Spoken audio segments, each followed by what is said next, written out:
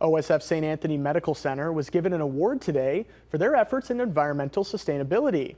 The award is the St. Greenhealth Emerald Award, which represents performance in the top 20% of a specific benchmark group of hospitals.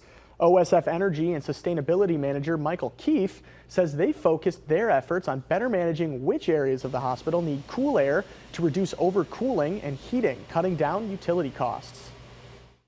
The work to get here has happened over the last 5 years. This doesn't, happen in a year or even 2 years.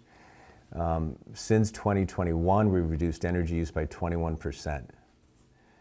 So that's, you can do the math at a big campus like this with a utility bill well over $1 million a year.